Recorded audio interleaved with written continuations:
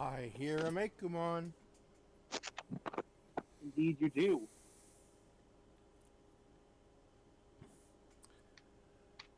Hello. Happy to be here.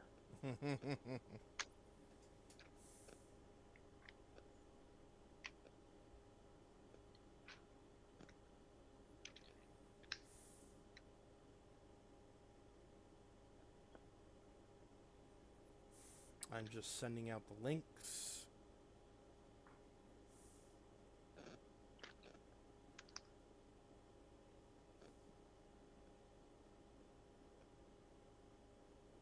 The links have been sent. Gondor calls for aid.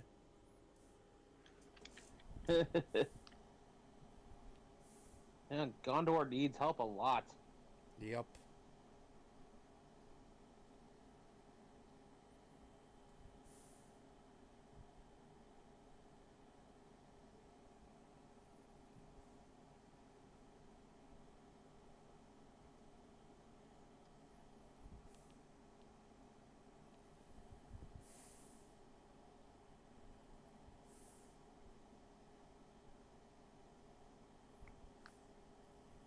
I didn't even realize that animated Optimus had like molded in tail lights, but he does. Wow, Armor High just came in with immediately just came in with power links.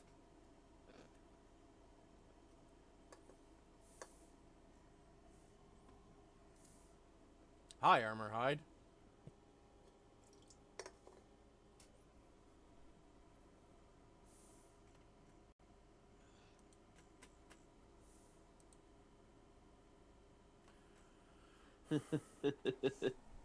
So I don't know if Taro or Webb is joining us because I believe they mentioned something about like not being available around a certain time or date rather. Which I wish Taro was here because then I could tell him I found out when DreadOut Keepers of the Dark takes place. It literally just takes place while you're in the mirror at near the end of the first game. That's literally it. It's just added on content. So it's not even a sequel, it's a midquel. Yep.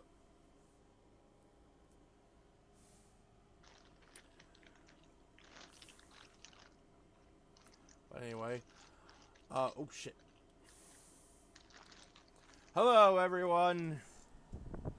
Welcome to the stream. Vegas Bear here, as always, with Mekumon. Hello, hello, hello! As you probably heard, Taro... Oh, you found Legacy Cyberverse Windblade yesterday. Cool. I found Chromia. Which... You guys know what I found. Why did I even buy this? I already have a Chromia. Because the mold is actually decent. Yeah. Yeah. It's better than the RC one, I'll say that much. Sorry about that. You're good. It's not even retooled from the RC mold. It's the animated Prowl mold. I know, I'm just saying it's better than the RC mold.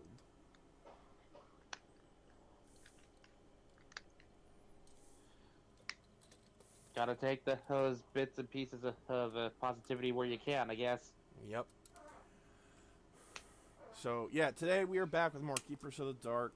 I found out how to beat the Dancing Ghost.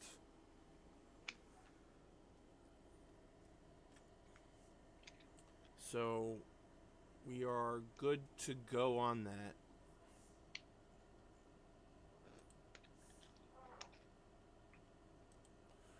Before we start, though, I do want to mention that I managed to get a hold of some new games this morning.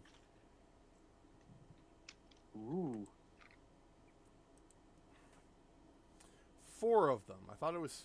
No, wait. That is 5. What the fuck? 5 of them. All part of the Midnight Scenes series. Think Twilight Zone, but playable. You have my attention. I saw one of them, I think it was A Safe Place, and it immediately grabbed my attention, especially with the ending, which I will not spoil. But, yeah, every now and then we might do one of these.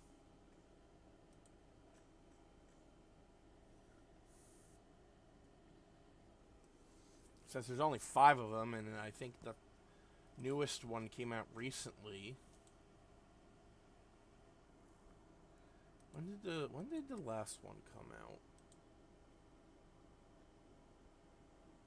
Oh, February. Okay, so the second to last one came out February 9th of last year. The newest one came out this month of this year. So, one a year? Seems like it. That's not too bad. Well, one of them came out in 2021. That's the third one, I think. So they skipped a year. And then the second one came out in 2020. And the first one came out in 2020. Okay.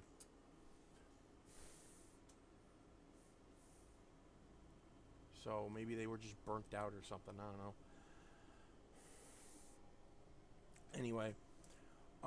Yeah, we are back with DreadOut, Keepers of the Dock.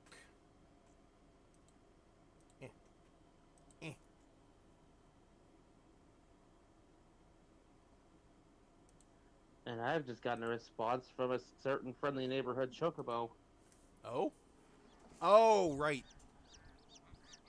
You're not the only one I told about Lavender Knight finally getting to speak in the story.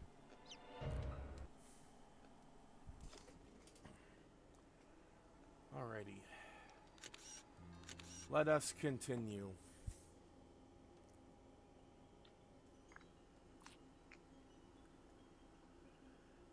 Yeah, I'll read that probably after the stream.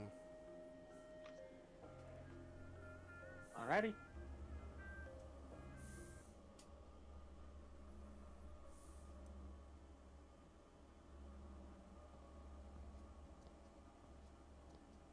Well, that's one question answered.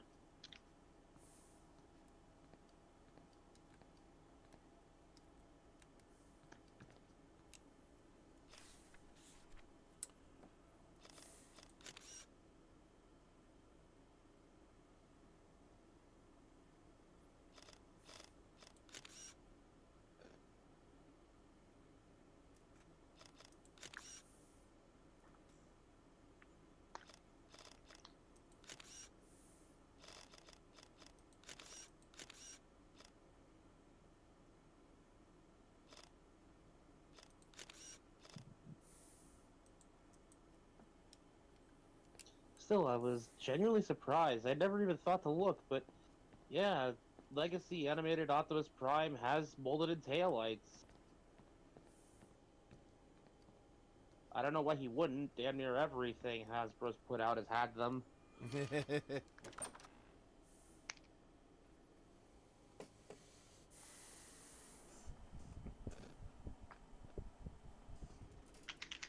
Well, as long as it didn't just have feet jutting out of the back of the car, that is. I say while looking at one of the Junkions, or rather, you say as I look at one of the Junkions that does not have taillights. Actually, wait a minute.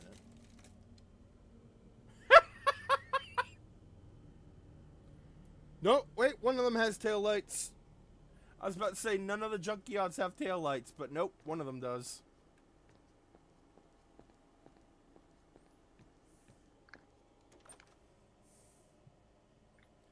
Is Mekumon gonna get the DNA upgrade kit? I might, if it becomes more easily available.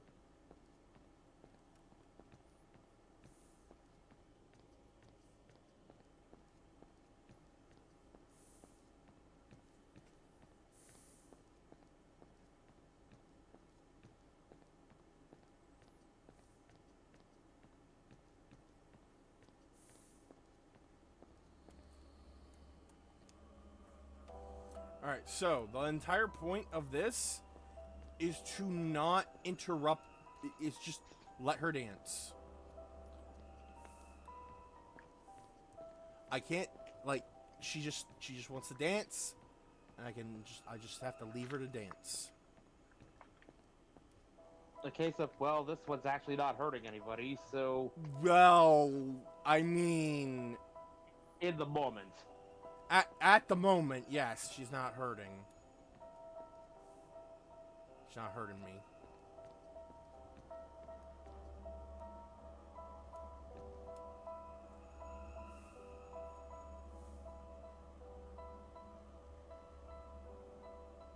It's when her backup dancers show up that I have to be careful.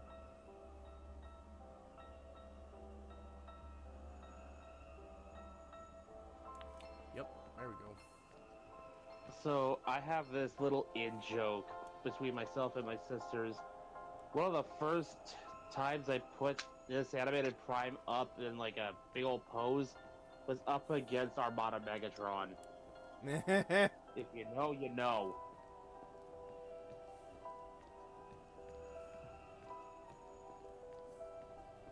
If I had Kingdom Megatron, I would have put him up against that, too.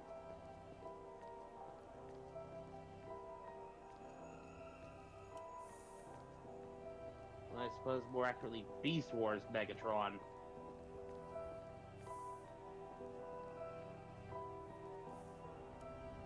Again, if you know, you know. Yep. Leave me alone.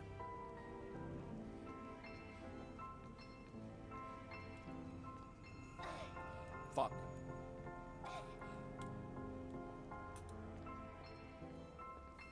So here's a little bit of fun trivia for you.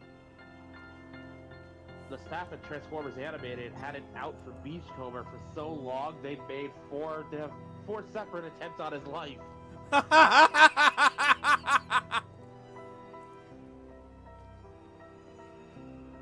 Why is that so funny? See, Hasbro wanted them to kill off a character that had a recognizable enough name to leave an impact, but not so big that people would get frustrated with the show and leave. Ultimately, Derek Wyatt decided on Beachcomber. And there's multiple points where they tried to sneak that death in, and ultimately, Beachcomber lived by his sheer virtue of getting cut out at the last second.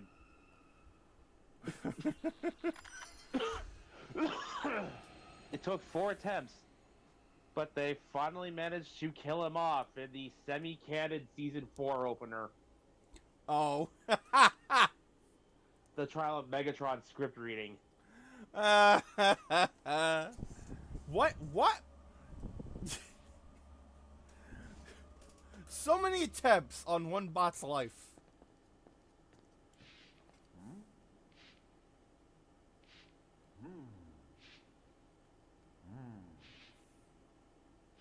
What's even funnier is the artwork used to depict the little ship that Beachcomber drives, because he was supposed to be an Energon delivery boy, basically.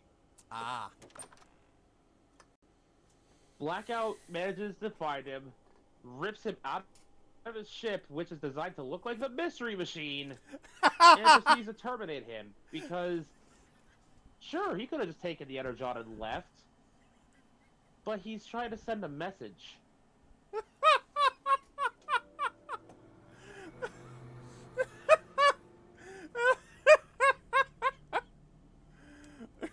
Beachcomber in this case was voiced by Tom Kenny, doing the obvious surfer kinda, like zoinks. you know.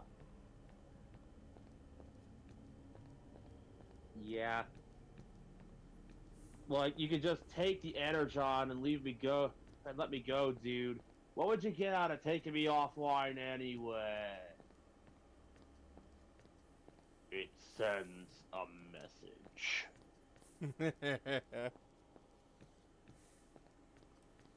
Alright, so we beat... No one evades death 4 times in a row.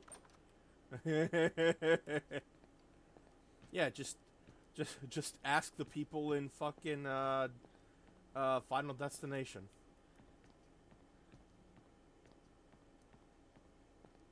Oh wait, you can't. They're all dead.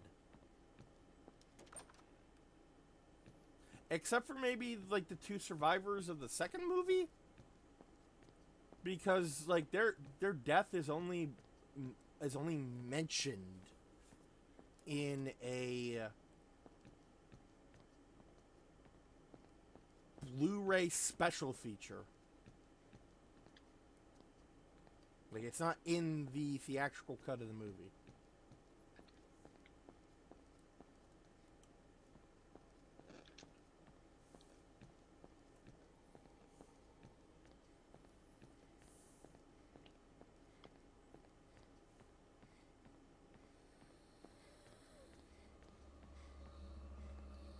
We also had a couple of jokes slapped into the Trial of Megatron script reading that we know would have been cut out because Hasbro would have been too butthurt to let them get away with it.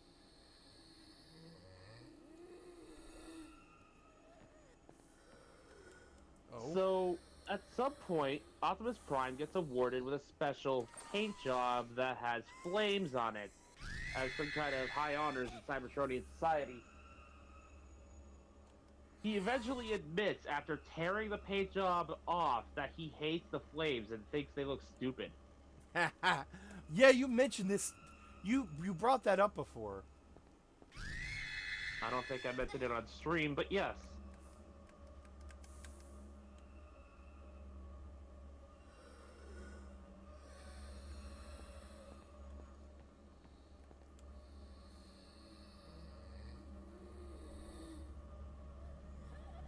I may have mentioned this before too, but Jetfire and Jetstorm's combined form was never supposed to be named Safeguard. Oh. Yeah, they named it Safeguard for trademark reasons, but they wanted the name Firestorm. Oh. The desire for the name Firestorm and irritation at being forced to settle for Safeguard is why Safeguard, the combined mode, is never mentioned by name whenever it appears in animated.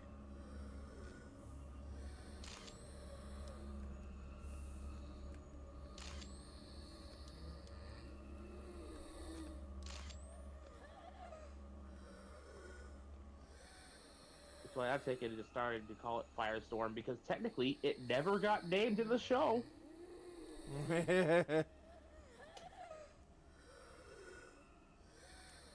Plus, Firestorm is just a more fitting name than Safeguard. I don't care if he's who reasoned, oh, he's part of the Elite Guard, of course they'd call him that.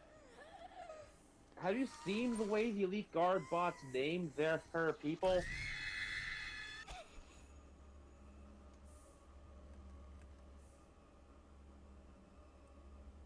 It's usually based around their powers and gimmicks, or personality traits.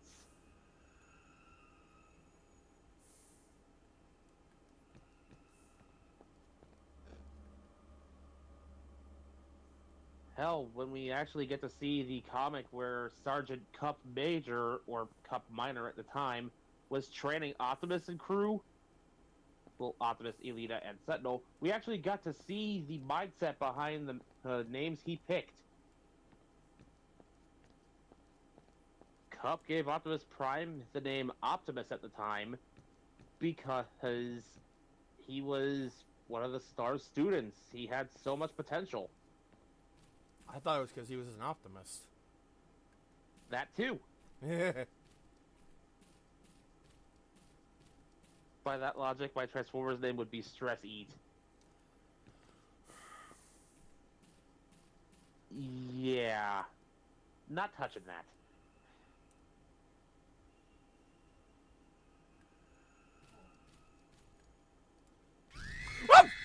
Elita got named such because Cup found her to be a snobby kind of bot with an elitist attitude.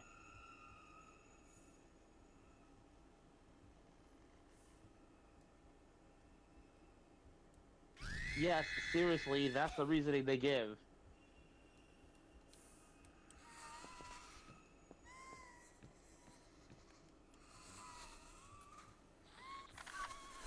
Well, clearly that changed at some point.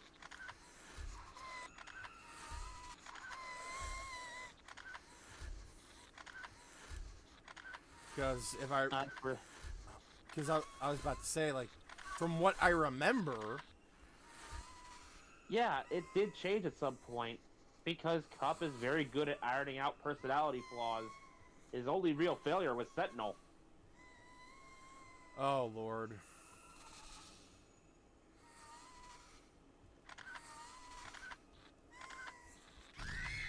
And we're all still paying for that one. Yeah. Even Cup doesn't like Sentinel very much. Considers him a disappointment. Oh God, when Robot Truck Dad is disappointed in you, you know you fucked up. No, sorry, Robot Truck Grandpa. There you go. Robot Truck Dad is Optimus. Robot Truck Grandpa is Cup. Yeah.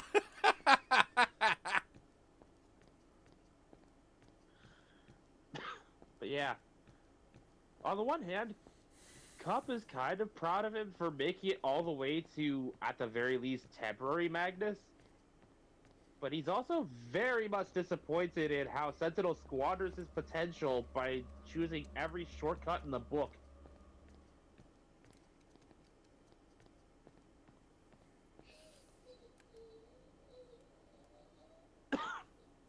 He gave Sentinel that name in one part because of the shield, and in large part because Sentinel actually started off with a kind of built-in instincts to protect things.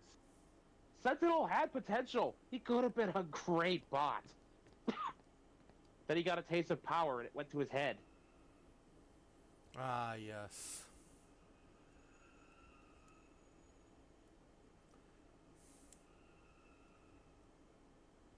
It's why I'm choosing to write Sentinel Prime the way I do in Friendship in Disguise over on Discord. Right.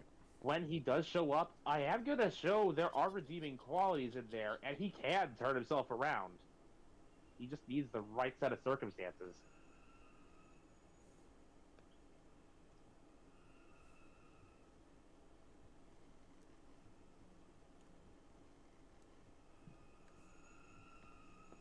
Plus, getting yelled at by Robot Grizzly Bear Grandpa is probably gonna help too. Wait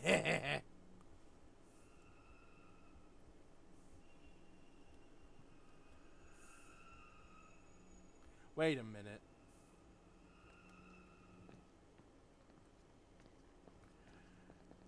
Cup becomes a grizzly bear?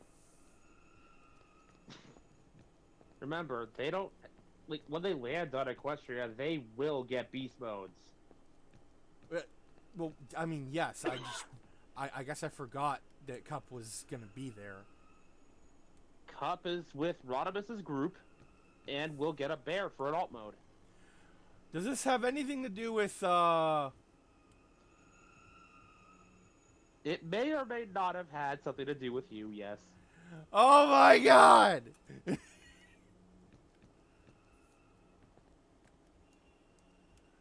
Okay, there's something here.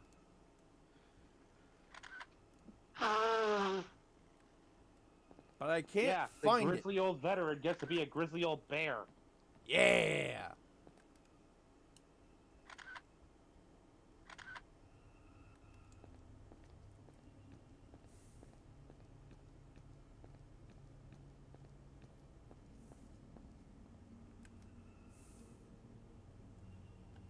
From what I've seen, like, Cup actually regretted retiring when he did, because when the Decepticons started making their presence more well known again, he wanted so badly to jump back into action but couldn't. Mm.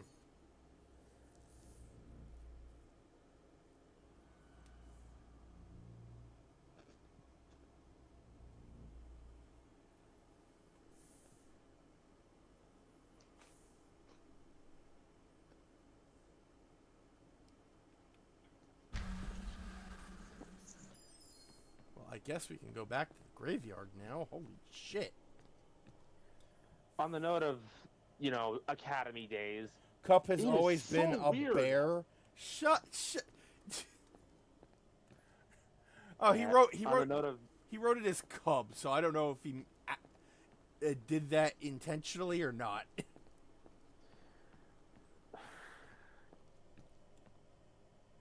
Oh, typo. well then fuck you then.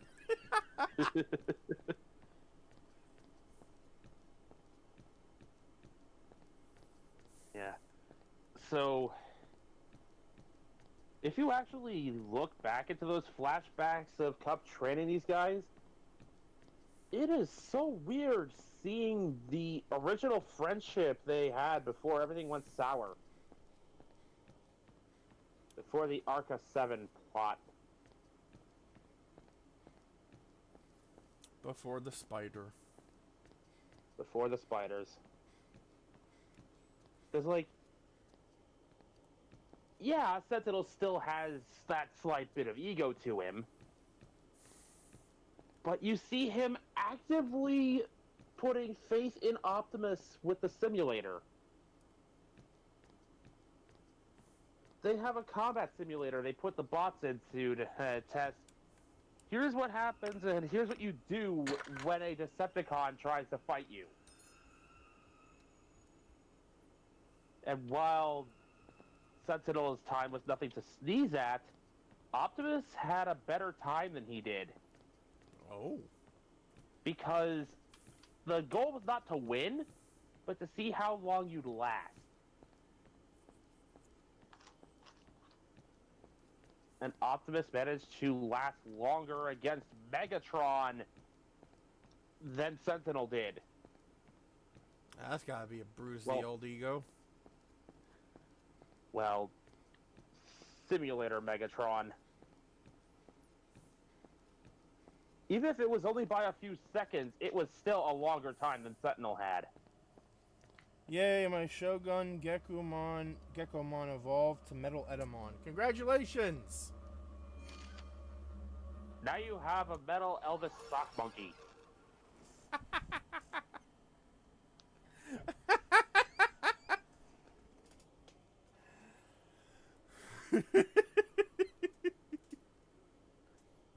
You're welcome. That is probably my favorite sentence I've spoken today. Alright, so, files.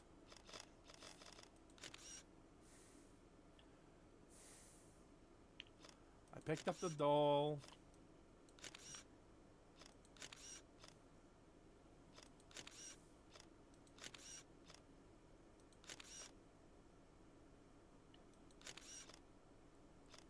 Okay, so village outskirts, that's 102.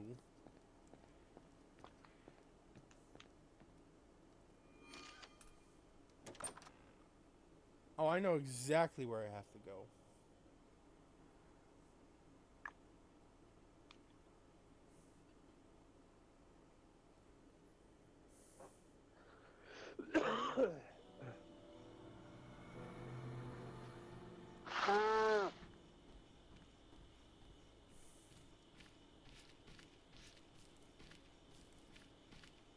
You know, it is kind of clever that they reuse a lot of these locations from the first game. Some of them are new. Resource management. Yep. Some of them are new, but for the most part, they are reused from the previous game, which makes sense.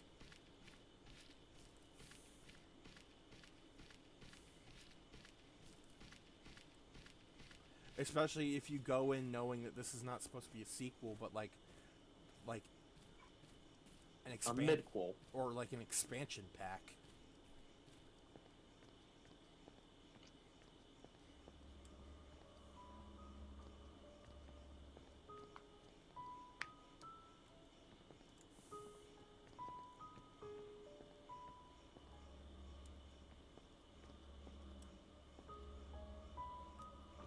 Okay, maybe I don't know where I'm supposed to go.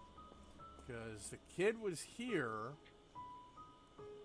dropped, like, a picture of the doll, and then when I come out here, the ghost just goes, find her.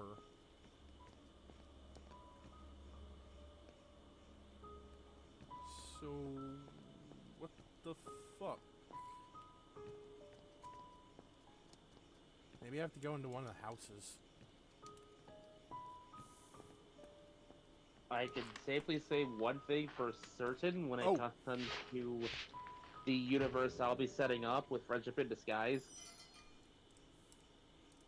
When Megatron's trial comes up, he will not get off on the same technicality that he did in Animated Proper, or at least how they planned to get him out of there. What was the technicality?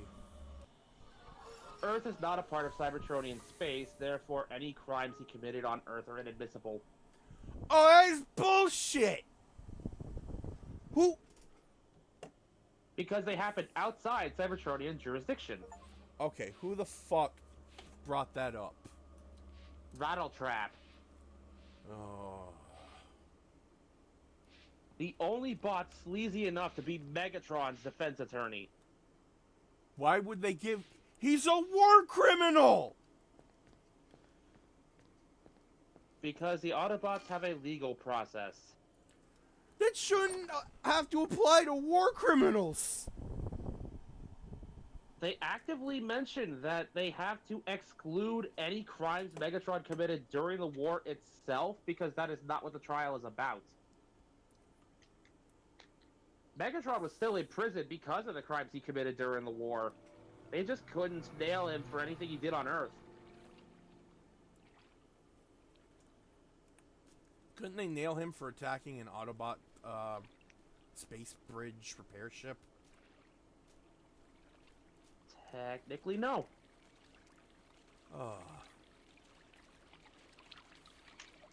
Also, why the hell is it so dark in here?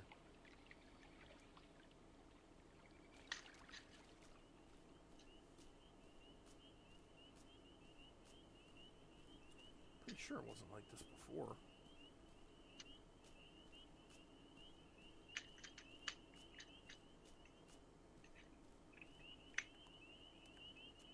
And I think this may be the wrong way.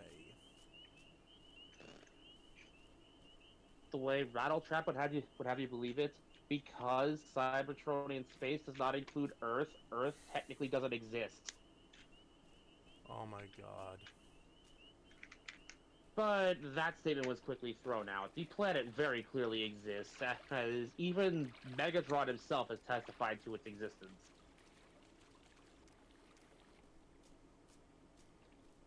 That's kind of funny. He kind of had to.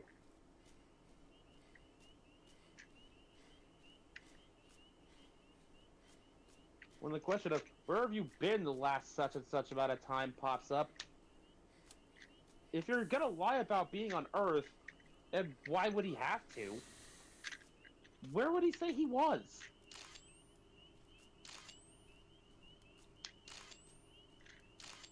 You know, that's a good point.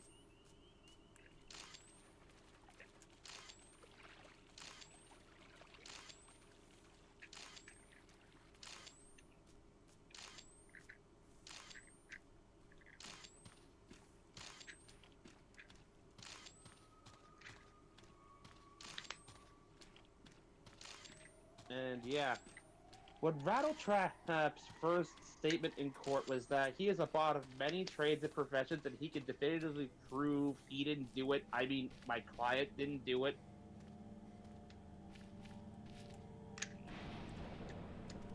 Yes, those were his words exactly. I can definitively prove that I didn't do it. I mean, my client didn't do it. Ha! What didn't you do?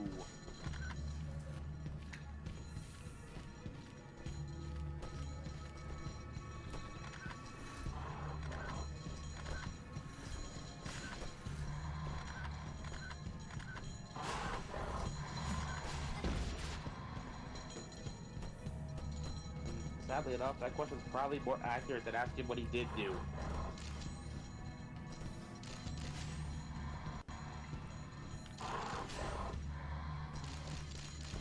Because it's Rattle Trap, and even Fanzone says every city's got at least one.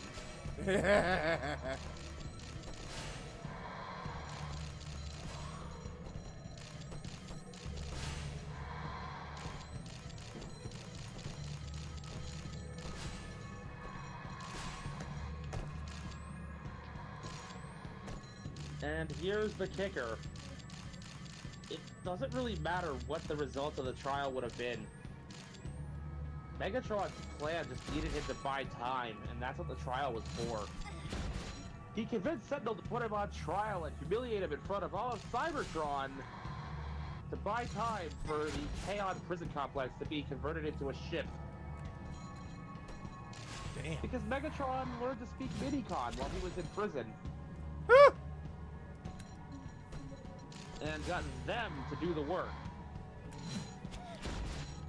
Which, to his utter bafflement, he admits that the Minicons were more efficient than any of his Decepticons ever were.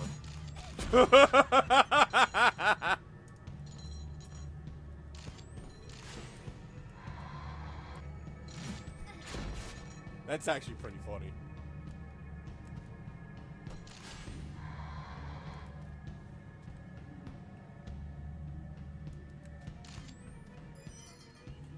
Alright, I banished a rock band.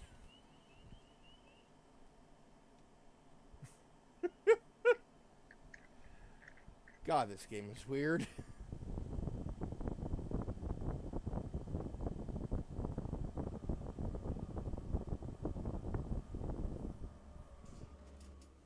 Well, of course, here in Don Octavio's Underworld, we stand opera.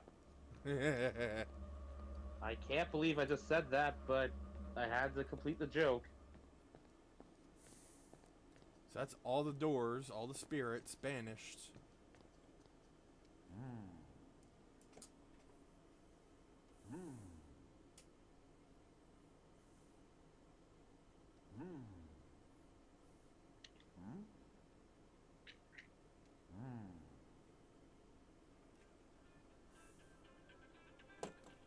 Oh, crap.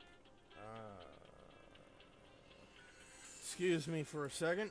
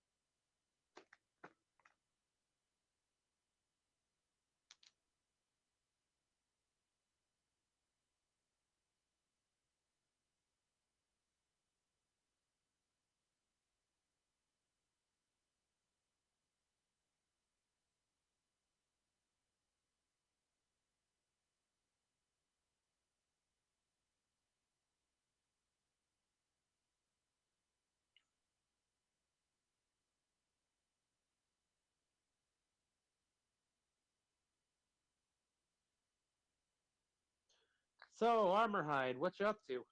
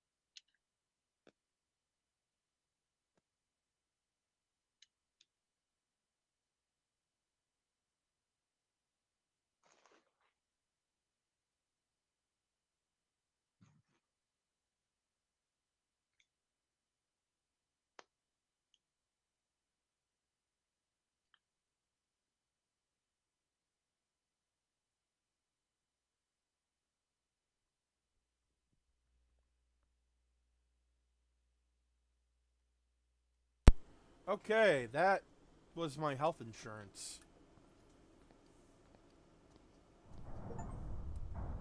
Hello? Still here. Okay. Alright, before we go through the spooky door...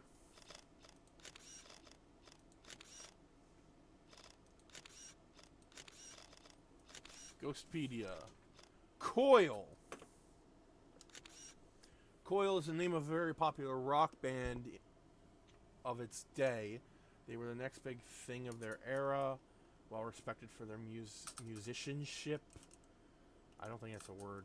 They were an example of musicians who blasted sky high to the stars with a huge bang, and suddenly, the next moment, disappeared out of thin air, literally. There was always a rumor going around about how they acquired their instant stardom and how they acquired their awesome skills. That their mastery of their instruments is helped by sacrificing their souls to the devil. Some of their fans never took it seriously and suggesting that the rumor circulated out of spite from other musicians. Other whole of their fans base gladly welcomed a dark demonic side to their idols. What the fuck?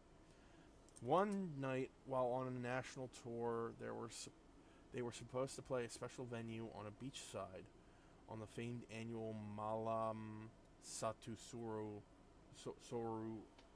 festival. Lineup was going to be the best there is. The 69 Woodstock of Indonesia. Sadly, the event was one supergroup short. They never arrived at the designated town. All major national newspapers published the missing band as their headlines for a week. Not even a single clue was ever found. The bus they rode in vanished without a trace, and nobody in it was ever found. Spooky. Sophie. Sophie is a doll and was the treasured possession of her previous owner. Unlike a doll, a person can only live for so long, and when they passed away, Sophie had been mistakenly left behind by the family. But when someone returned for the doll, it was nowhere to be found. The doll still lingers there at the house, waiting for the return of its master. The house has changed ownership 3 times since the family who originally owned it. All 3 households have endured experiences with a doll that sometimes shows up at different parts of the house. On some nights, they hear patters of its feet against the floor. People visiting the town graveyard have also mentioned a doll sitting next to one particular tombstone. Presumably, it's the resting place of its former owner. Nerd death. Among the ghosts that manifest themselves in the area, the ghost of a dead young man is its newest addition. Having been dead only recently, his life was a very secluded one. He only went out of his flat when it was absolutely necessary. Oh, so he was like a... What was it? Hikikomori? No idea. Basically shut in.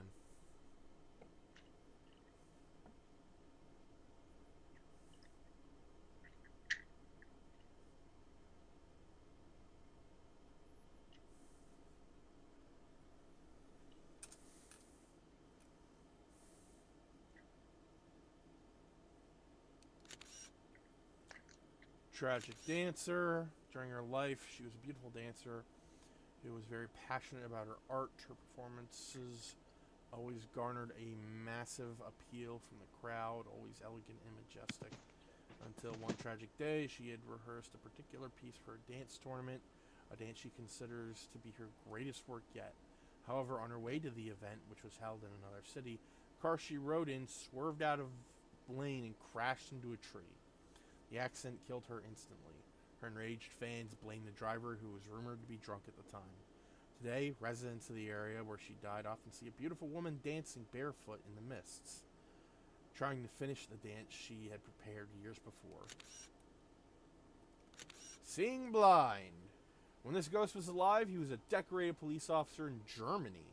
No case was ever going to be closed in his book. What?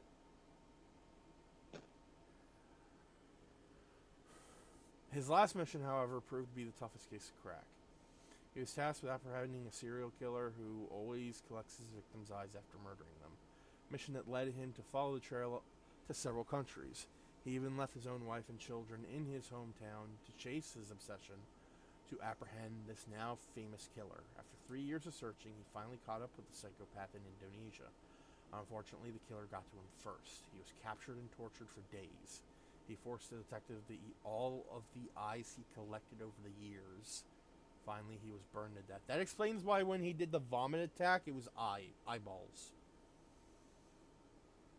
Local police officers found the body the next day. His mouth and stomach was stuffed with eyeballs. His own eyes were ripped out of their sockets, indicating that he was forced to eat them as well. Before the police can complete the autopsy, the body disappeared mysteriously. Some say he still wanders around trying to find his suspect. He is tied to the souls of the victims, which were now inside his body. All of them would scream loudly every time he opens his mouth to ask for help. He himself cannot utter any words. The eyeballs filling his mouth blocks any coherent utterance. Alright, Alright, moving on. That's warped. Huh? That's warped. Yup. Oh shit.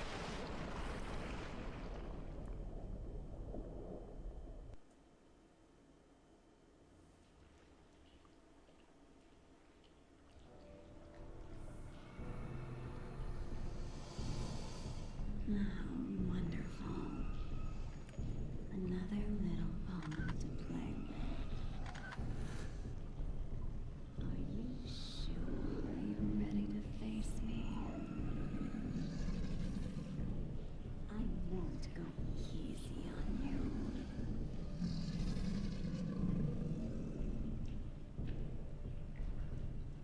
Come on. I'm right here.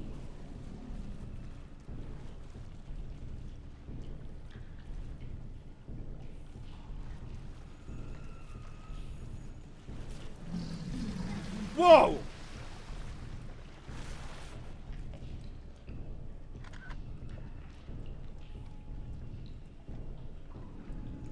Is it that hard finding?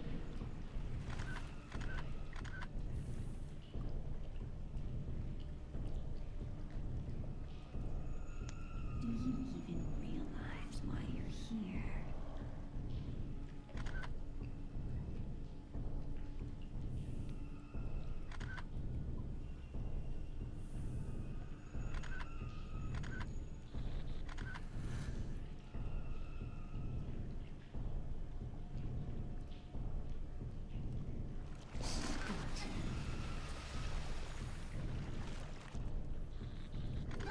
Gotcha!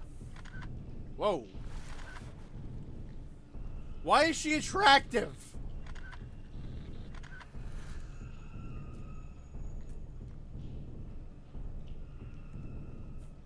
That's the most disconcerting thing right now.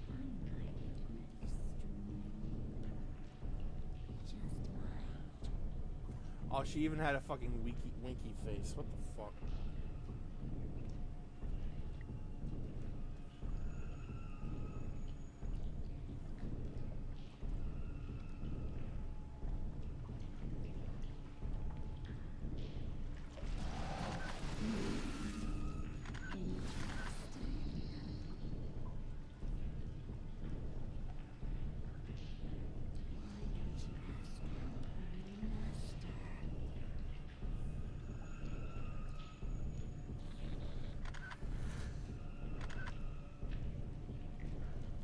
Oh, I got two of them in one shot? That's cool.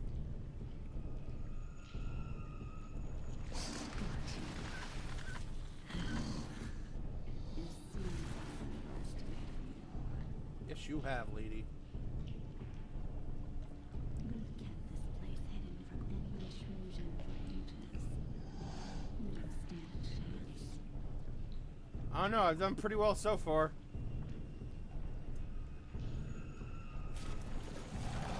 Ah!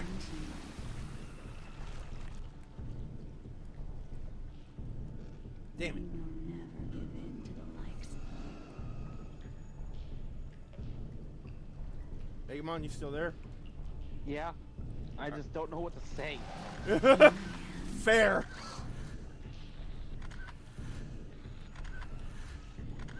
Let's raise the difficulty.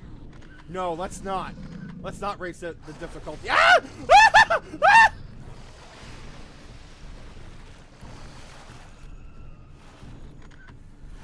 Okay, she is very much less attractive now.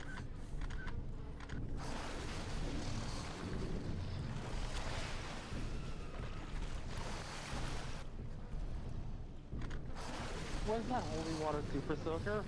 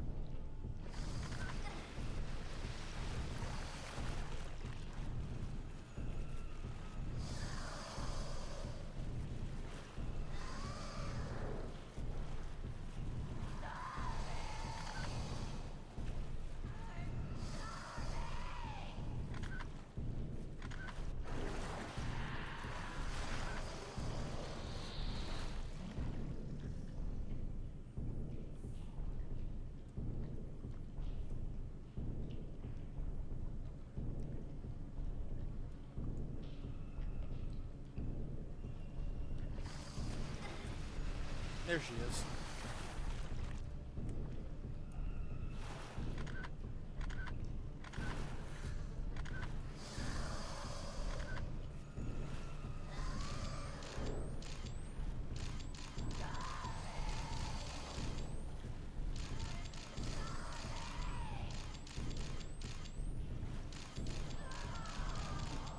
Like, what am I even supposed to say to half of this? I don't know.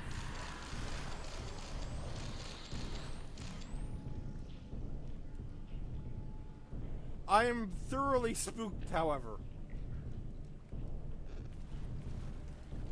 If it wasn't for the fact that this place was covered in water, I'd want to burn it down.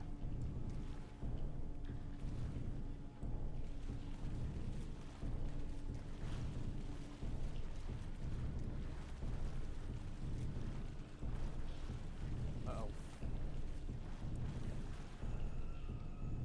She's here somewhere.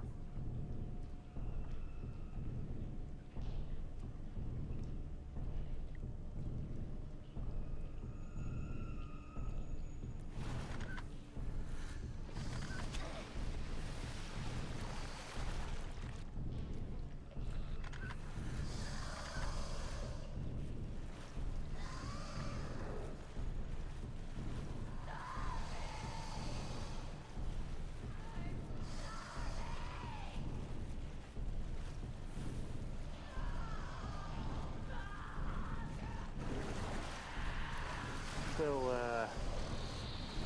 not to break the tension or her. Please, break the tension. I need it. So, diverting from the topic, that Transformers Mass Effect crossover I was talking about earlier today, I'm glad you liked the idea. Yeah. I was like, okay, you know what? I think the concept of Transformers Cybertron could work really well in the Mass Effect universe. Just for the nature of it being a big old scavenger hunt for specific artifacts.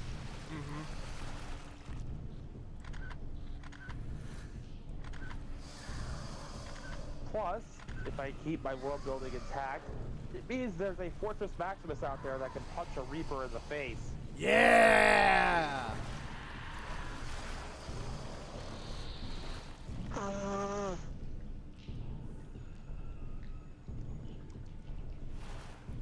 This reminds me of the picture I showed you with Megatron ramming the Nemesis in a one. On his face. That picture was fucking amazing. Thank you, Google, for showing it to me.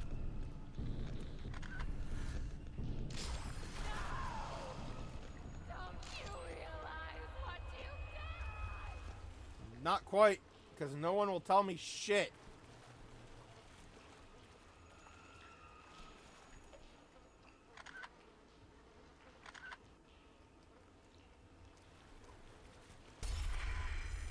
Uh-oh.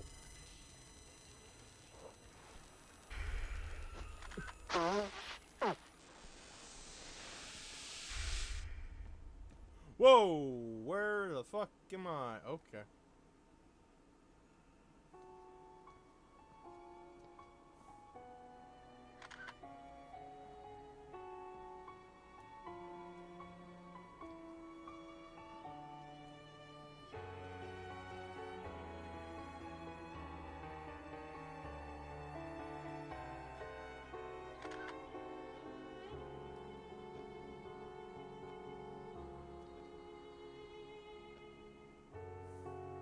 Maybe you need the other camera. Maybe.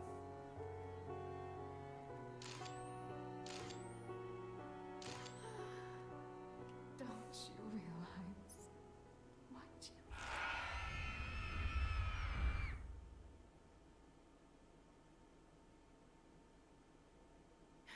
you... You are Looks ready. like the other camera was exactly Now what you go. needed.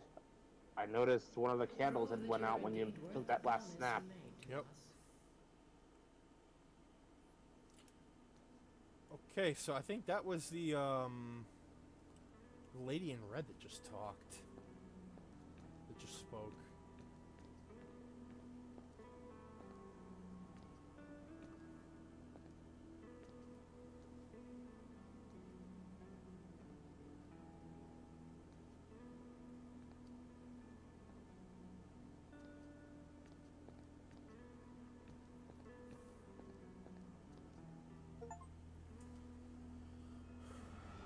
In other Transformer news, specifically in regards to animated. Nope, wait, cutscene.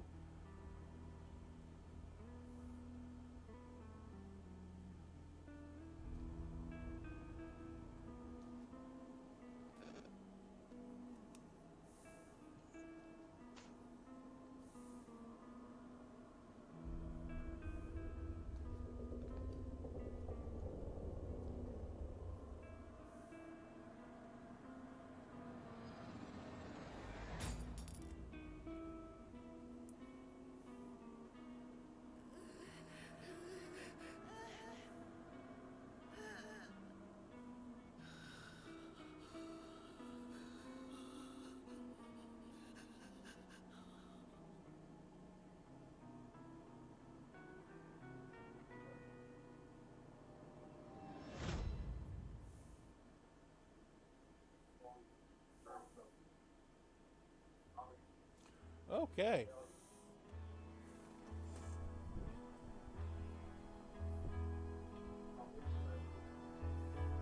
Well, this game was spooky for damn sure. Didn't make a whole lot of sense, but I think this was trying to explain how Siska got the snake baby. Also, potentially how Siska got injured, because she had gotten injured like at one point in the game when we found Shelly.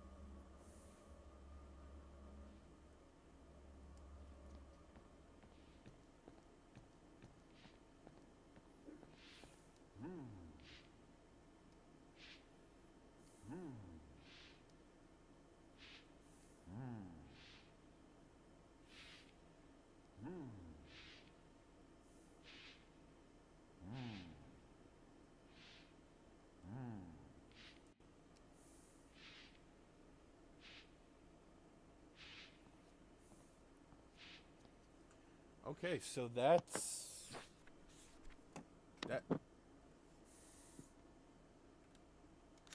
Serpent Mistress. Stories have been circulating widely about the existence of a powerful demon who regularly changes shape between a beautiful woman and a scary lizard-like creature. Okay. It's a silly but honestly scary is a better fit.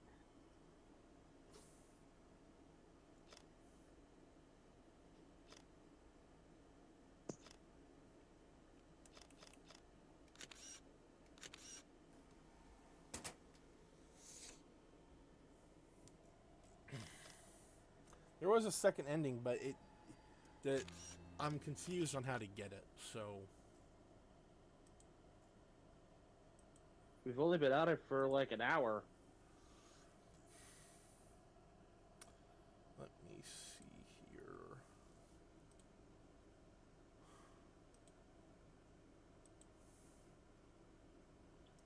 All right. While we've got some downtime, I guess I'll finish my train of thought there. So, people were continuing to study like the hints we got both in the actual official episodes and in the Trial of Megatron three-parter, and a common thread people seem to agree on for Sari's existence is that she's either from a future where the maximal upgrade has happened, or is supposed to usher in that upgrade. Oh. As the Allspark, through the ghost of Prowl, informs Sari that she used to hold the key, now she is the key to the future of Cybertron.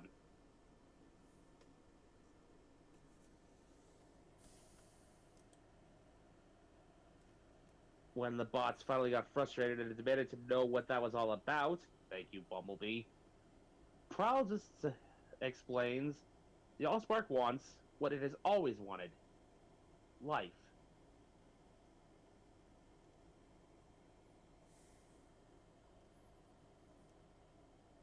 Huh.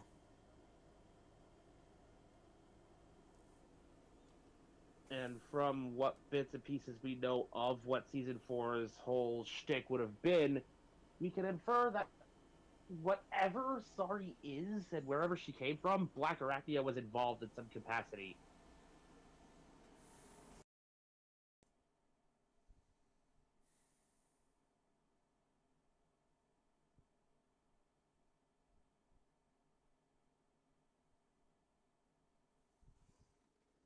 Interesting.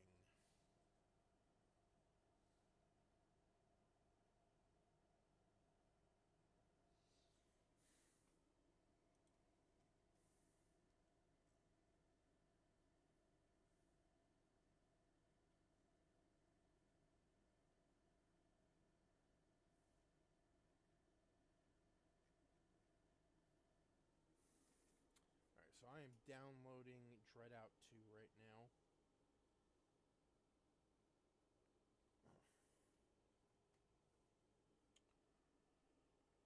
Figured why the hell not.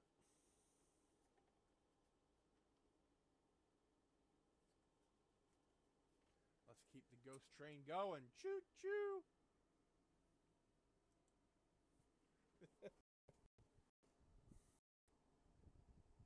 Let me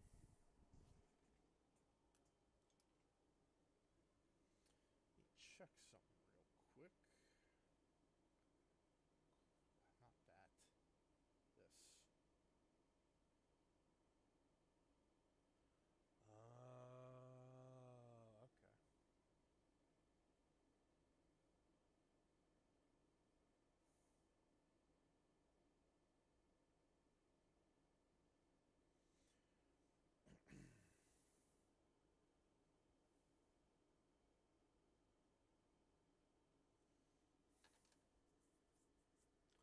You know what? While we have time,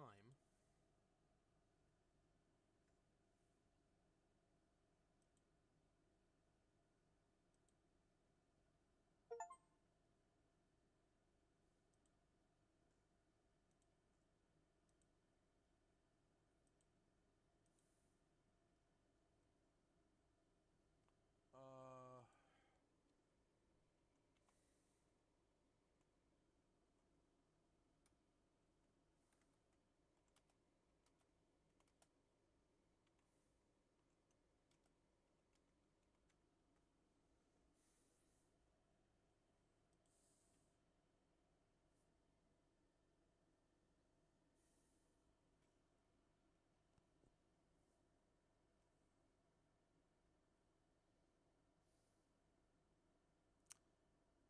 see if I can find it.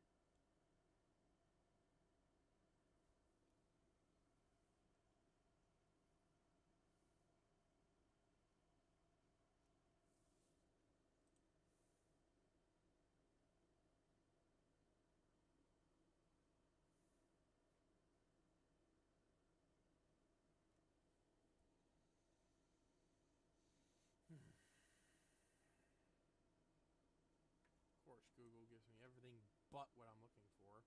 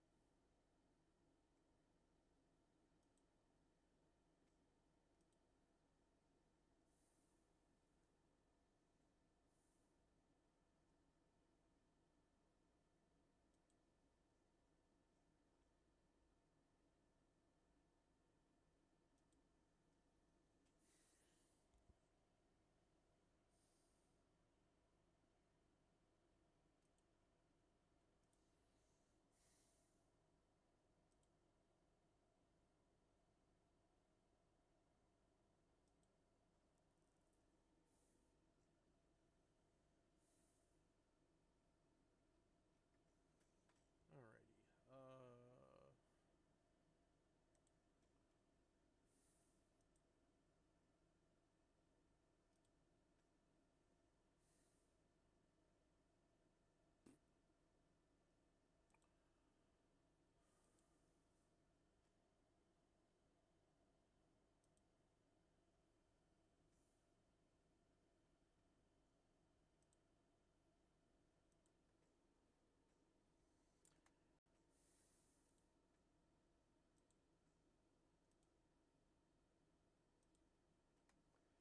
This is what I was talking about, Megamon.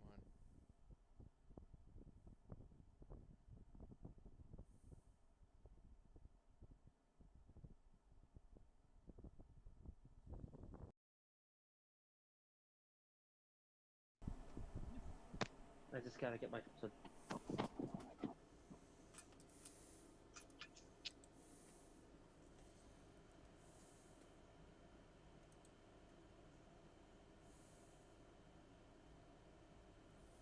Ah, okay.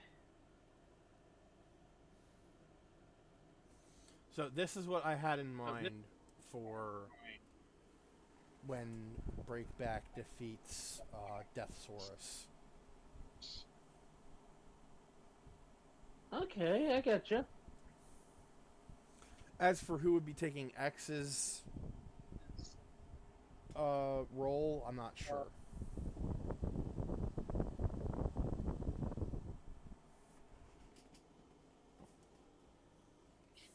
You have time to figure that out. Oh yeah, I have time.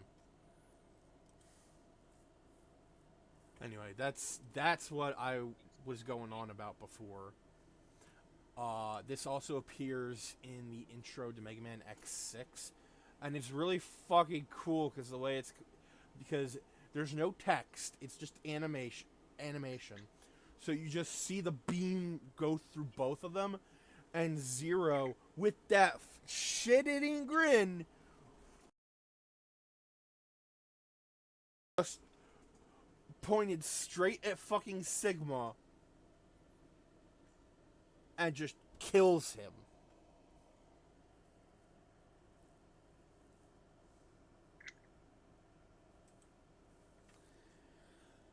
All right. Now then, we are ready for DreadOut 2. Are you ready for DreadOut 2? As ready as I'll ever be. All right.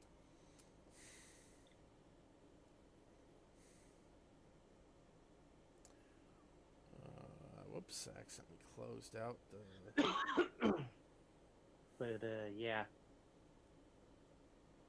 it's kind of sad how things have turned out with the, animated community, especially with the loss of Derek Wyatt.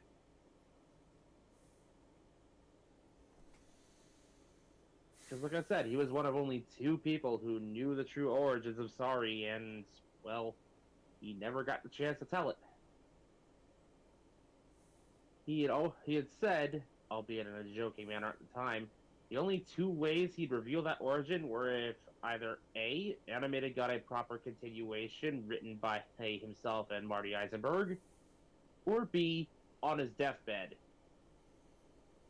Well, a heart attack got to him quickly enough that isn't the issue anymore.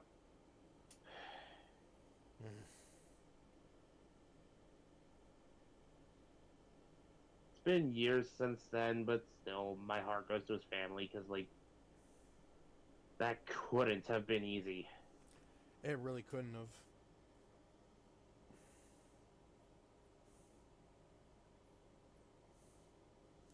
Alright, we are all good to go for the DreadOut 2 Electric Boogaloo.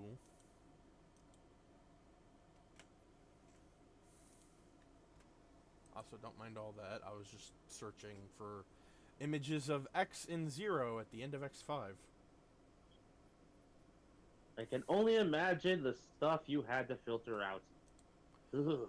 Luckily, I didn't have to filter out anything. I just typed in Mega Man X5 ending, and eventually I found it. Okay, good. Anything more than that was just random pictures of Mega Man characters. Because Google has been like that for some reason. Like, you're searching for something, and instead of giving you, like, the clear answer... Like how I've been searching for Transformers Mass Effect crossover artwork this morning, and I got Halo Mass Effect crossover instead. Yep.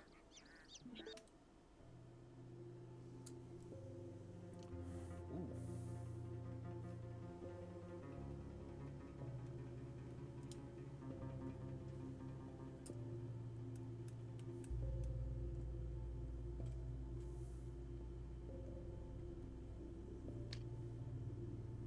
Extras. Speaking of which, boy, that's out there. Put a bunch of stormtroopers and or clone troopers against the squad of Spartans. The Spartans are gonna win 8 times out of 10. Yep. Okay, VSync on.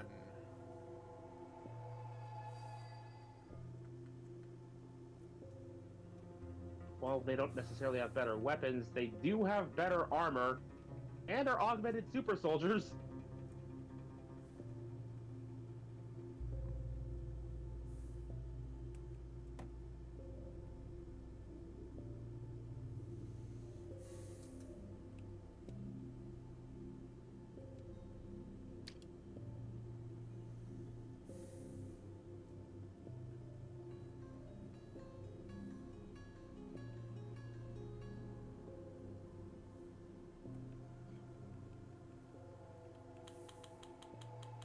Honestly, given what you said about Stormtrooper armor basically being super fancy plastic, the UNSC's armor-piercing rounds might actually be devastating. Yeah.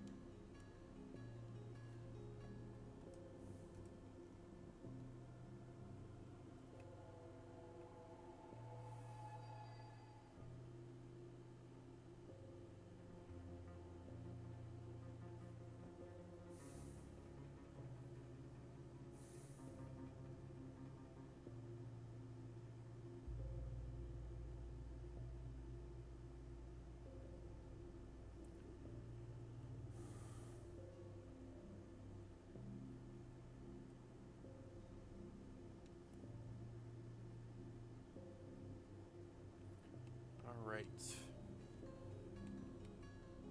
The story before.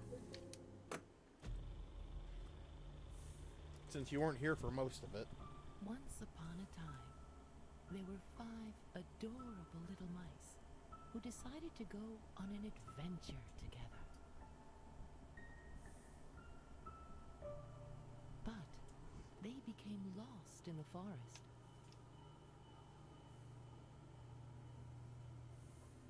And encountered terrifying monsters, the likes of which they had never seen before.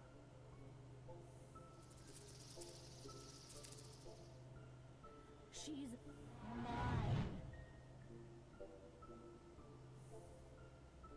One by one, the little pests were either eaten, lost, or they simply ceased to be.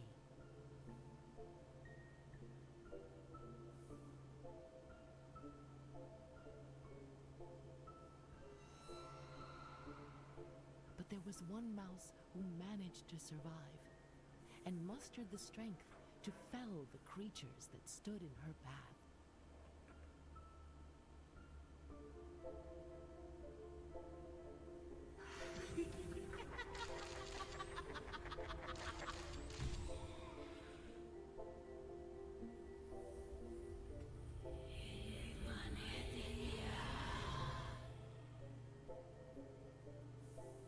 However, unbeknownst to the mouse, the monsters she destroyed were not demons, but guardians, protecting the forest from an even more frightening animal.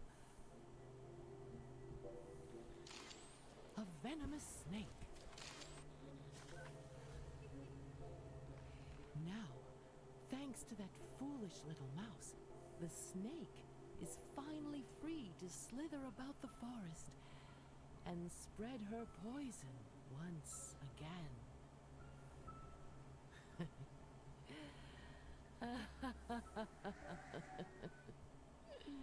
Quite a simplification of the events of the story, but I'll take it.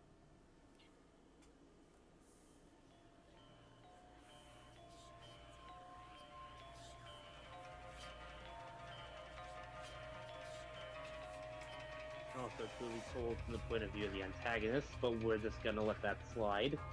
Huh? I said also clearly told from the point of view of the antagonist, but we're just gonna let that slide. Well, I mean, yeah.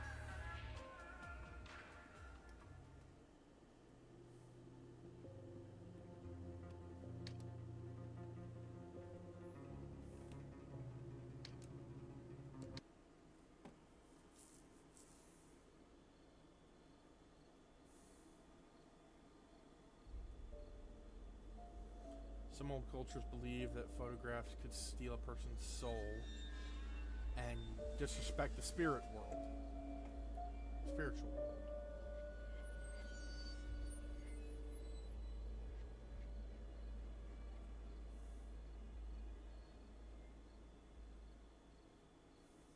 I don't know why that needs subtitles, but...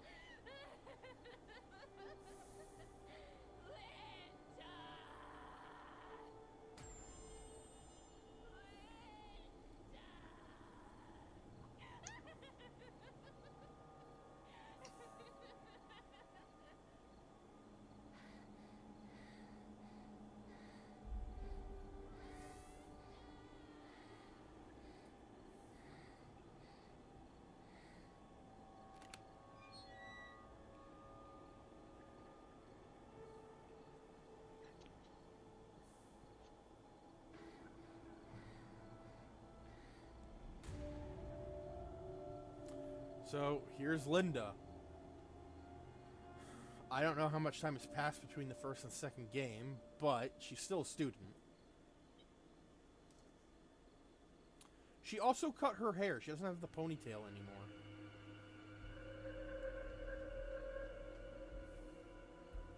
Linda must die. Wow! Have any of you heard of survivor's guilt? I'm sorry. Yeah, that's everyone. I really miss you all. Let's see. Miss Siska, Donnie, Yan Yan, Ira, and Shelly, and the group photo over on the left.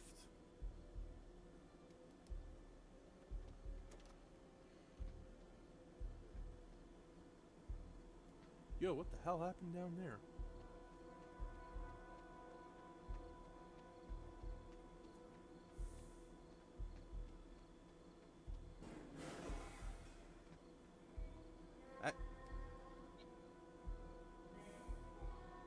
That's her book bag. Which has clearly been burned.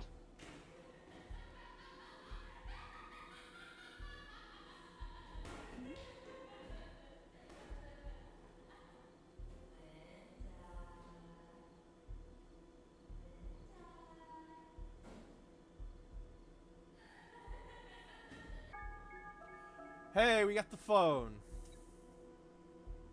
How the heck that is still intact, I'll never understand. I don't know. Maybe it's made by Nokia.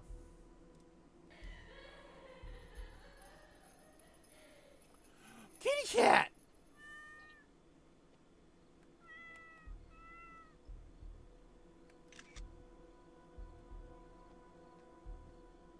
Huh. Another one of my cousins. Also, the band around my arm is glowing blue.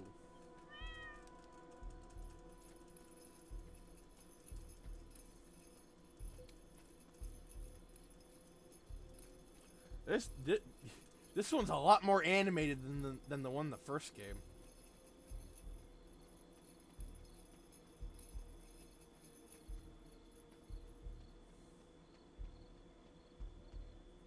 Yeah, Mike was always like that. I'm sorry, Linda. Sorry. We wanted to teach you a lesson for what happened to Ira, Shelly, Donnie, Yan Yan, and Miss Siska. Kita cuma mau ngasih Then pelajaran. something bad happened. She's going crazy. So I had to lock her up. If you want to get out, Andre had the key. But I don't know where he is. Mommy, help! I want to go home.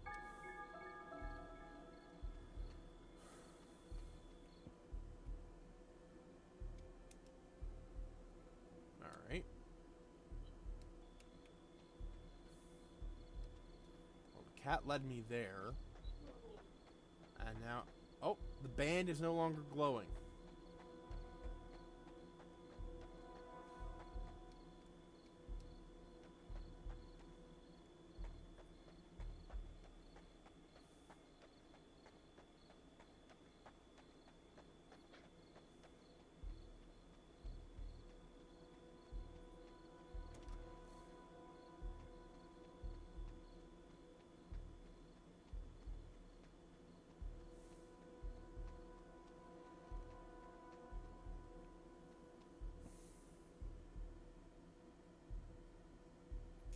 Okay, so he's hiding in a classroom somewhere.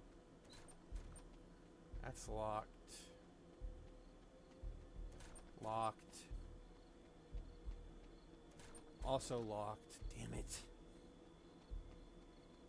Am I gonna have to search all of these buildings for one dude? God, I hope not.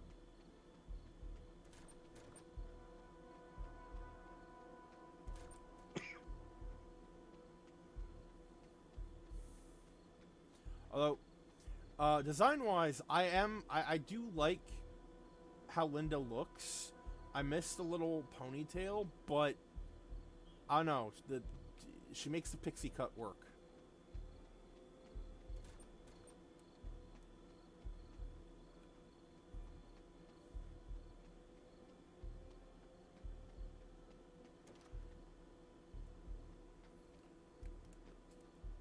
The fuck is this?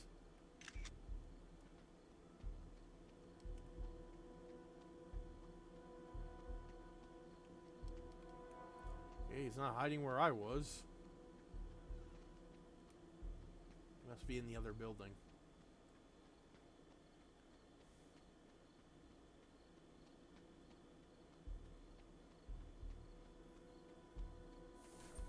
Locked. Locked.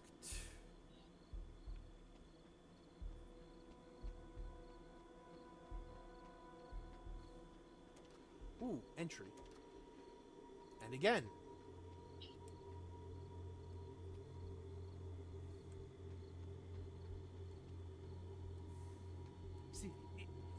Siapa ya? Who are you? Pergi. Please go away. Linda. Linda? Thank God you're okay. Are you crazy? She's gone psycho. Listen, I want to give it to you. But a white shadow is chasing me. I'm too scared to open this closet. I'm sorry, Linda. Oh, shit.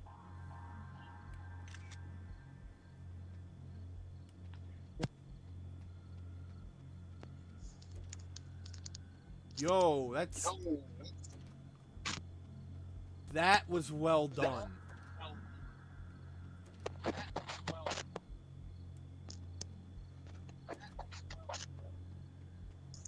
Yeah, now they're sorry for dealing with a traumatized survivor like this when their lives are actually in danger.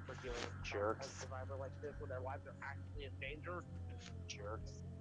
Oh. Your cousin Mike is on alert. Your cousin Mike is on alert.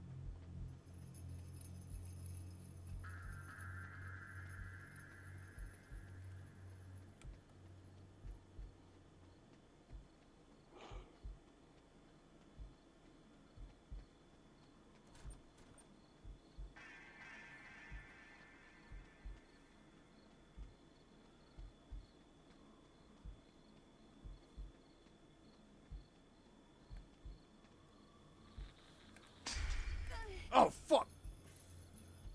Oh, shit, he is... Unconscious?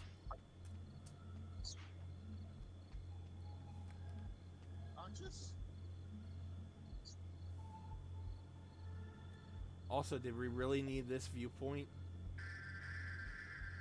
Oh.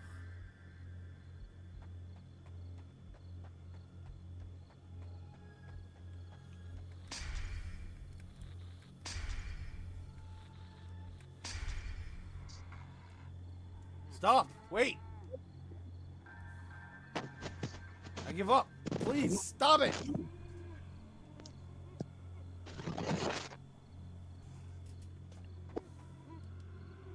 Please. Have mercy on me. I didn't mean to chase that boy. Or cause any troubles. Just that some dark vibrations bothered me. I'm sorry, human. I'll go away now.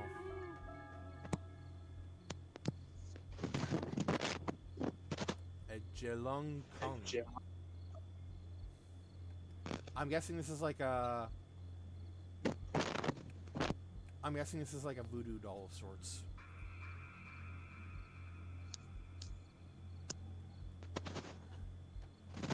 Yo, okay, this is not okay. What?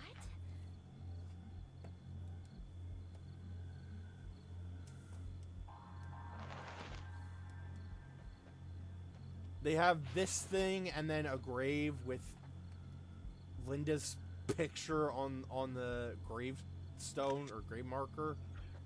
Like, okay.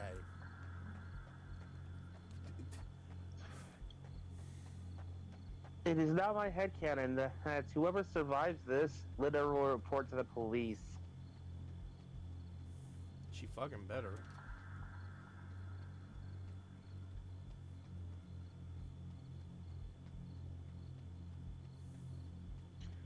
Because like I said, treating a traumatized survivor like this is not okay. Like, even if you think she was responsible, you don't do this. This is too much. No wonder the spirits are all like, let's get him. Linda, is that thing gone? How did you do that? Well, see, my phone can fight ghosts. It's also, like, invulnerable to... My phone is like, it was made by Fenton Works, so... Makasih, Lin.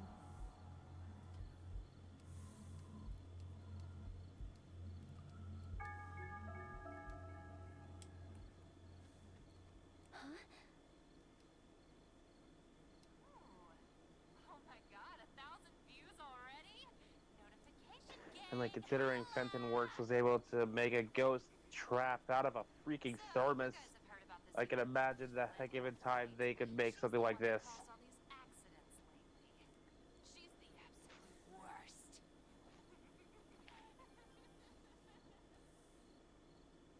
Friends are dead. Ida, Selly, Yaya, and Donnie, Miss Siska, Dead. Oh, it's on my phone. A psychotic murderer. I was wondering where the fuck this was coming from. Just for you, fam. I'm gonna make her suffer and maybe even confess.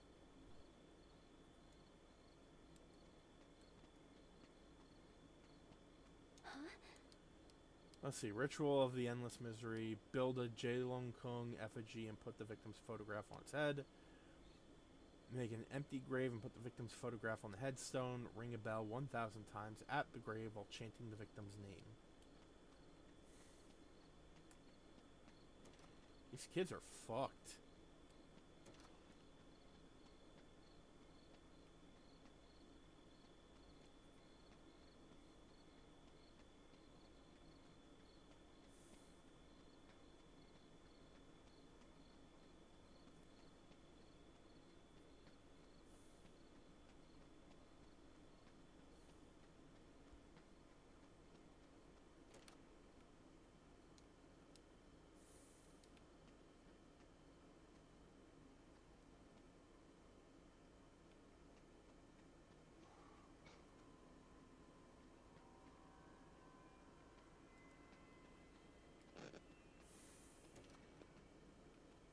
Oh shit. Are you sure the survivor here is the actual demon? Because so far I'm seeing demons everywhere but the player character. Okay, this is fucking creepy as all hell. I can only see this through the phone. Which, to be fair, that's how the ghosts worked in the... Most of the ghosts worked in the first game. Let's get this vengeance party started.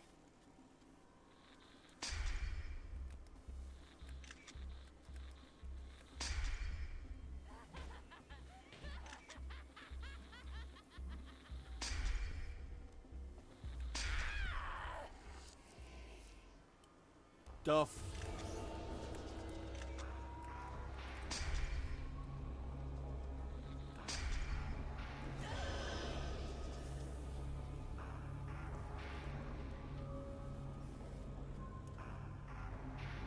Of course she's possessed.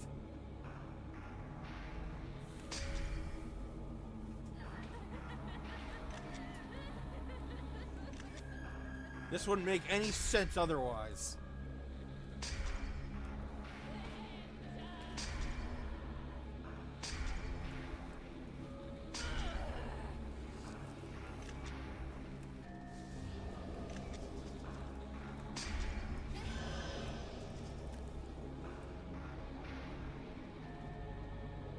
Where the fuck did it go? Oh, back to her, huh?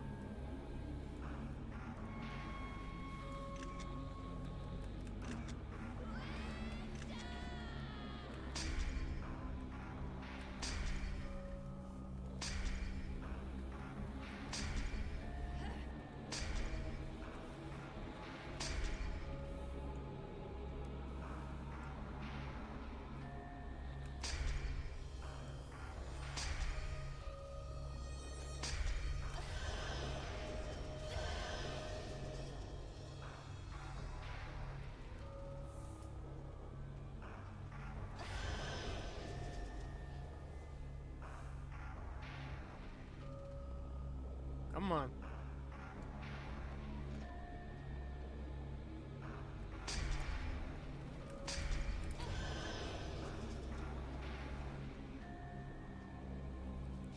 Ow!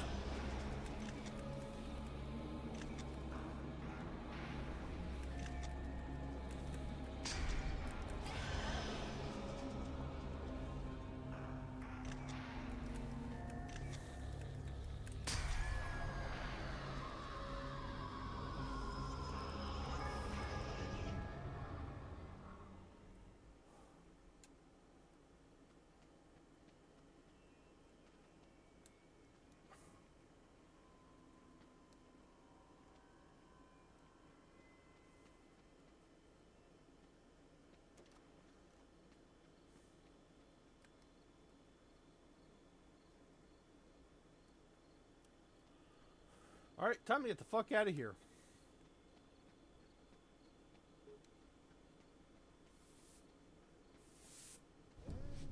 Mana dia kene?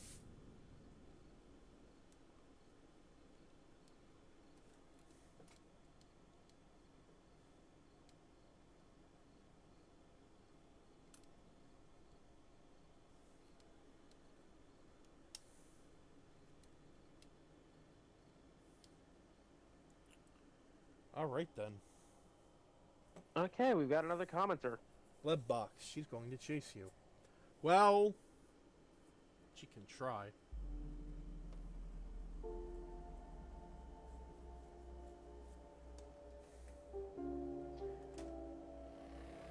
Okay, yeah, my phone is starting to go into faster drain mode. I'm gonna have to sign off now. Alright. This is a good place to stop anyway, so I'll do a little bit of whatever and I'll end the stream. See you later, guys. Peace. Later, make them on.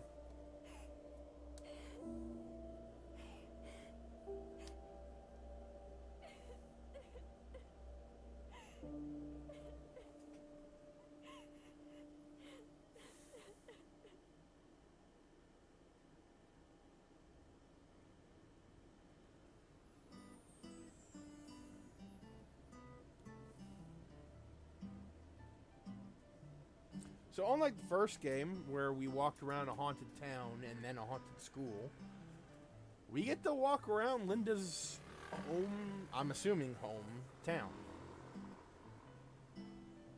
It's the town where she goes to school. Town where she lives. There we go.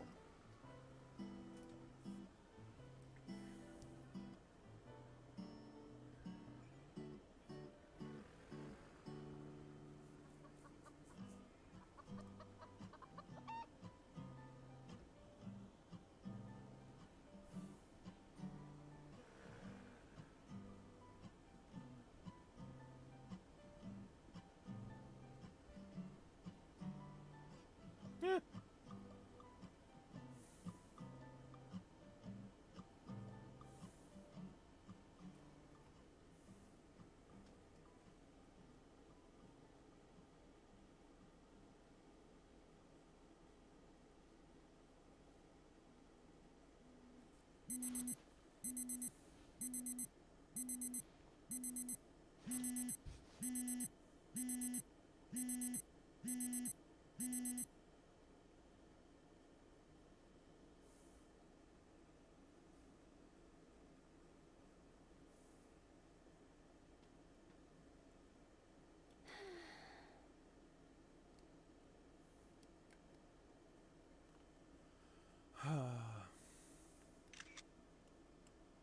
Poor Linda.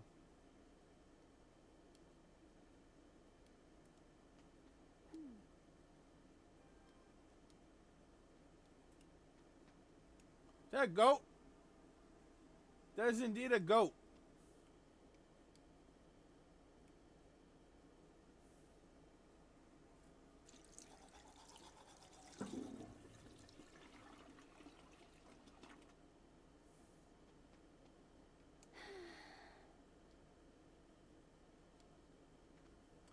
What bruises?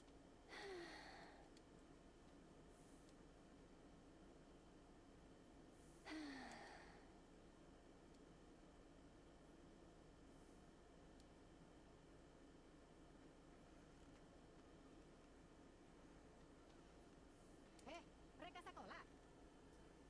Ingatlah pohon.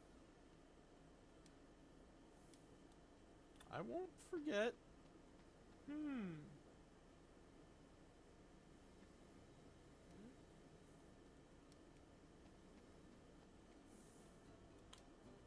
Dalam 4 bulan terakhir, jumlah orang gila dan stres yang dijaring petugas dinas terus meningkat. Kepala seksi penanganan mengatasi masalah tersebut.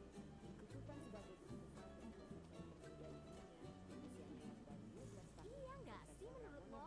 Bagaimana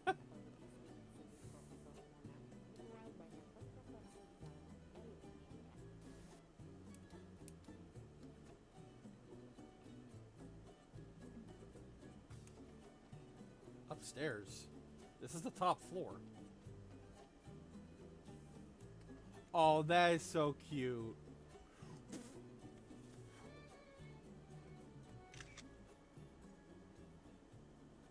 Hello?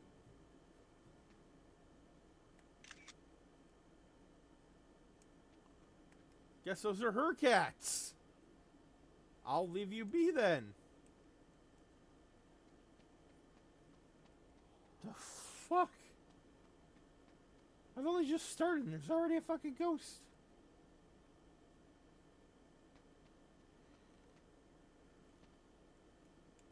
Kucing sialan, lo bawa kemana sepatu? Stole one of my shoes.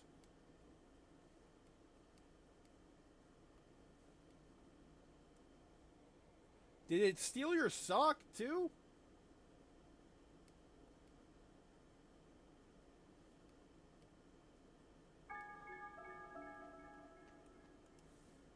Goat.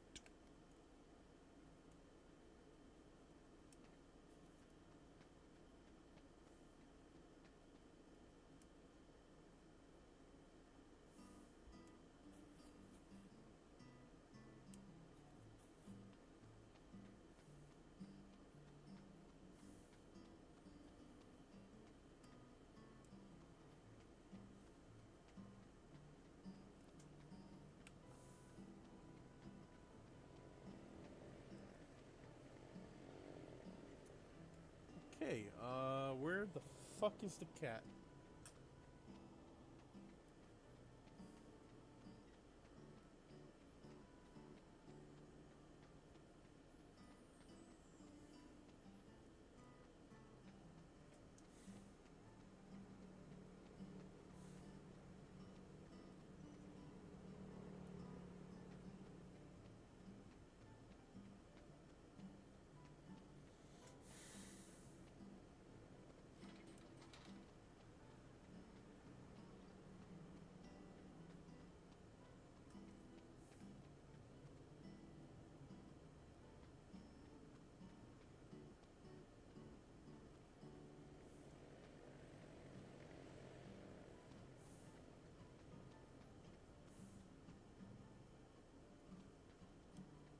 Linda.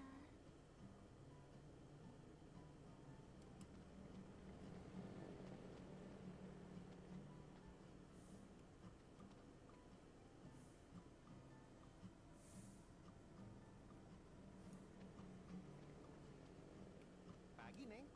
Neng sekolah di sana ya? Sahurna kieu.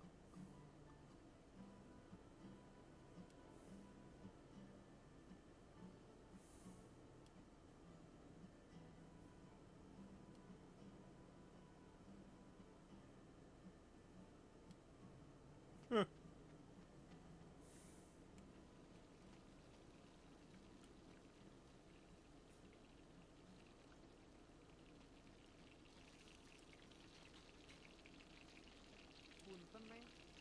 Kita belum siap.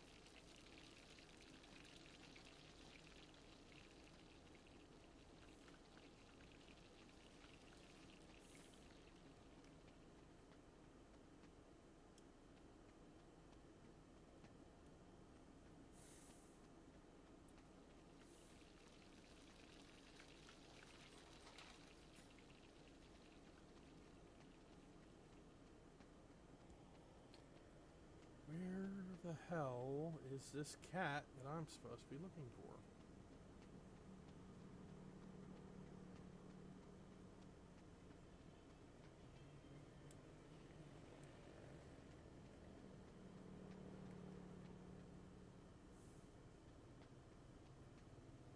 Looks like those two are having an argument.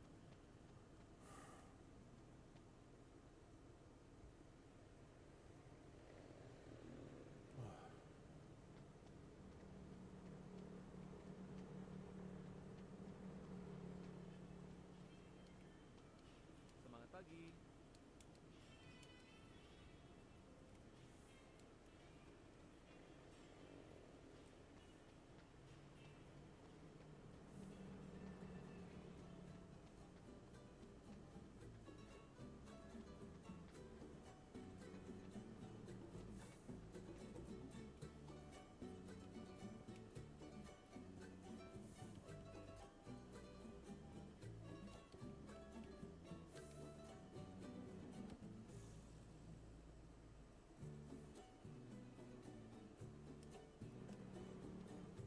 Gotta find that cat.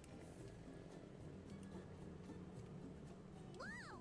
You scared the bejesus out of me! Don't sneak up on people like that.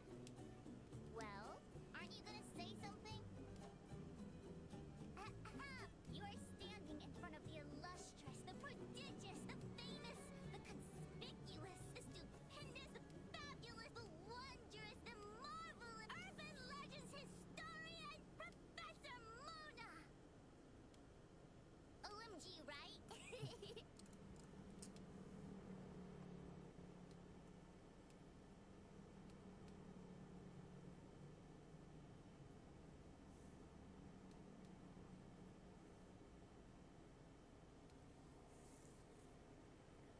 Wait, at the university? You're a little young for that, aren't you?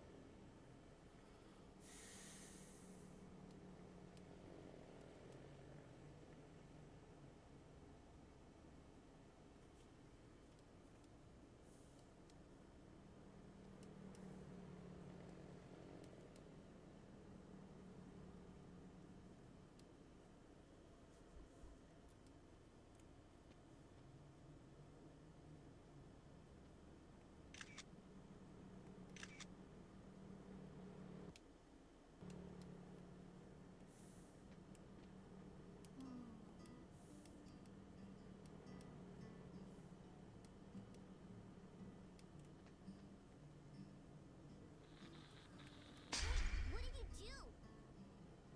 Let me look at that. This is it! This is the proof!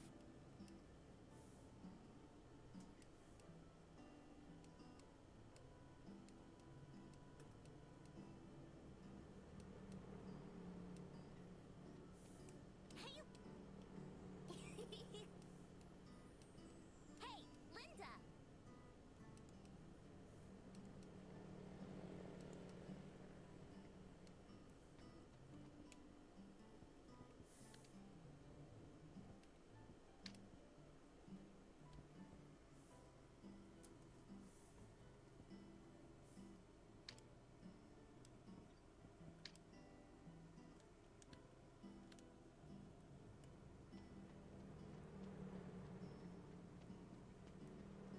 The hell?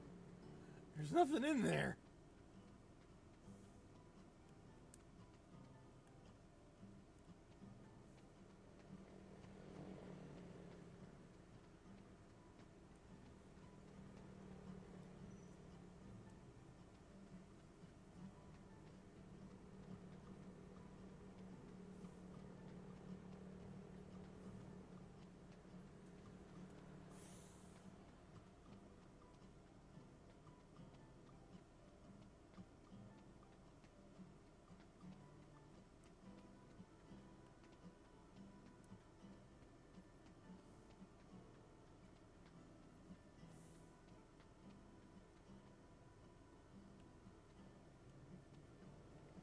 Sikat, sikat.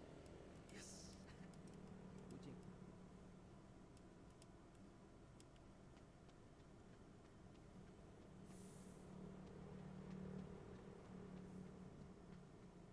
Coba periksain deh.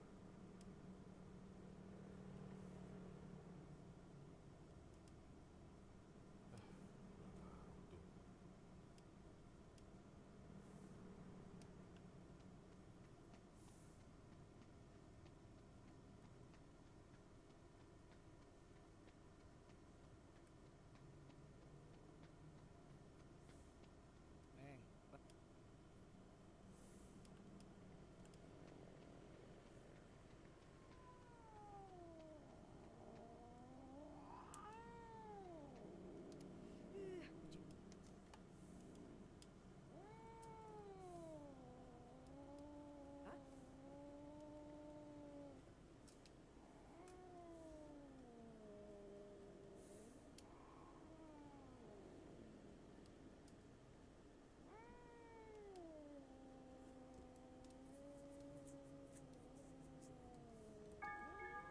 Where the hell am I gonna find Peke Lete?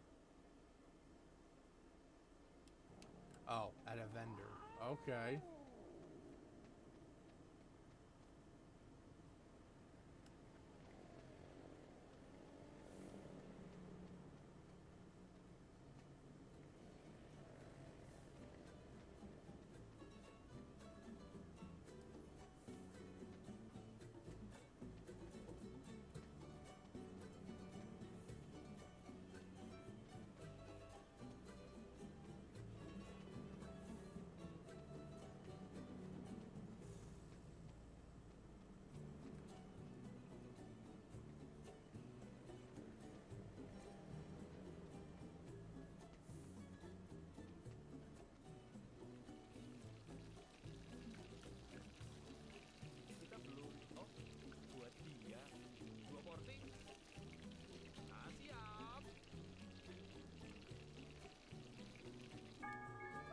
Aw, this guy's a crush on the street sweeper lady.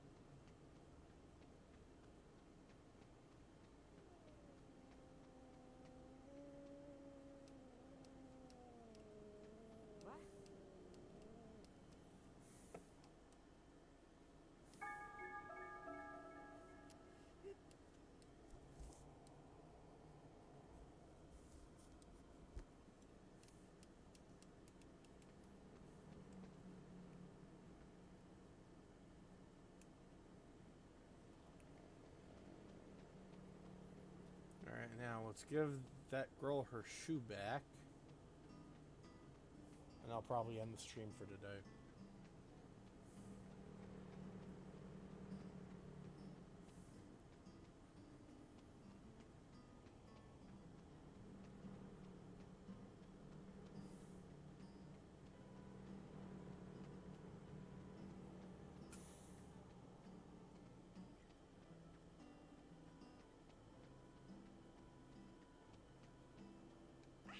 Thanks, Lin. Nih, ambil deh buat lo.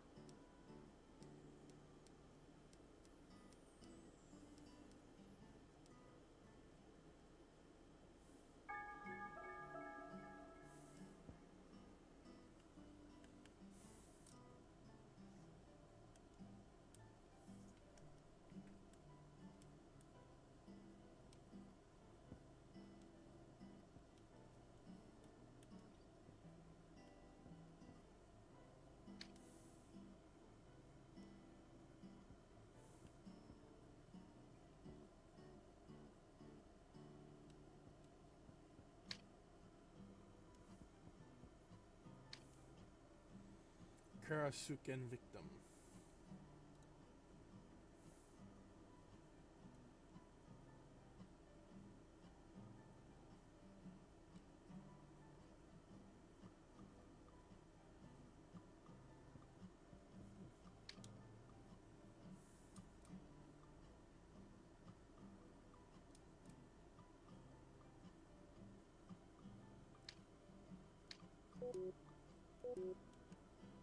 Alrighty, well, that's gonna be it for today. Thank you all for watching. No stream, as far as I know, there's no stream tomorrow.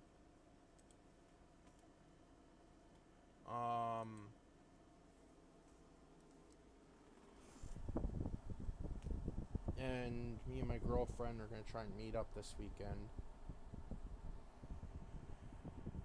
Whether or not we do, it's, well, it's up to the fates to decide, I guess. But, yeah. As far as I know, there will be no stream on Saturday. I know Paper Mario and the Thousand Year Door comes out, I think, tomorrow. But I don't know if Chocobo will have it tomorrow.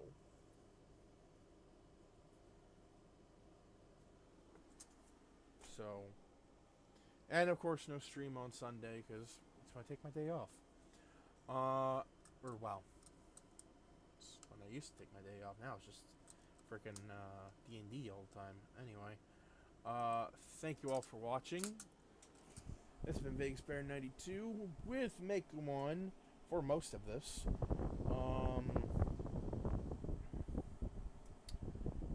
If you like the stream, consider supporting us at the link below in Twitch. Any little bit helps, truly. And it all goes into the stream anyway to make it better for you guys. So, thank you all for watching.